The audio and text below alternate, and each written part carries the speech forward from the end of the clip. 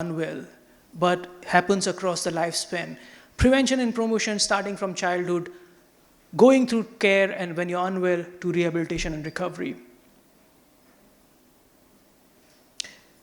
Everyone who has mental health problems receiving care in the communities and primary care services, not having to go to specialist care services only if absolutely needed. Task sharing as the front line of mental health care delivery, where community health workers and primary health care workers deliver frontline psychological and social interventions for people with mental health problems. And finally, just so that technology is not left out, digital platforms which have a role to play in terms of training, supervision, and also in terms of collecting data, which allows us to provide precision medicine and mapping interventions based on people's characteristics and not a one-size-fits-all. So that's my vision for 2035. But what does this mean for at least some of you who are early career professionals within the mental health space or students? You find yourselves, or we find ourselves, which means you are also there, at a pivotal time in the history of mental health. And you can make a choice where you want to situate yourself. You can choose to go all traditional and situate yourself within silos and say, I am going to sit in the clinic and provide care. Or you could choose to build bridges between those silos. You could choose to say, I'm going to go the traditional way and provide clinical services to individuals.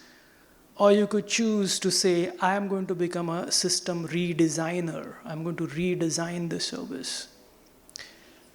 You could choose to protect your professional turf and say, I'm a psychologist, only I know how to do these things.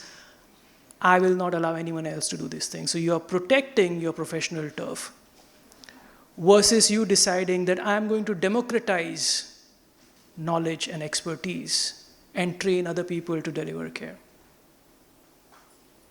You will have to make these decisions because the future is around systems redesign, the systems working around health systems. The future is around ethics, future is around advocacy, and you have to find yourself a place within that. Because if you don't do that, there are other forces which will take over. There will be political expediency which will decide how things need to happen. There will be technology enthusiasm which will decide how things need to happen. And there are strong commercial forces which will decide how things need to happen. So in closing, the final challenge to all of you is basically this. Innovation answers the question around what is possible. Inclusion answers the question on who will benefit from the innovation. But the big question is who decides. And for all of you who are working within the mental health space or otherwise, the big question is, do you want to be in a position where you are leaders and get to decide? Or do you want others to decide these things for you? The question for you is, are you willing to question orthodoxy within the mental health space? Are you willing to push the boundaries of what is possible? The question for you is, are you willing to center equity in everything that you do? And the decision is all yours. Thank you.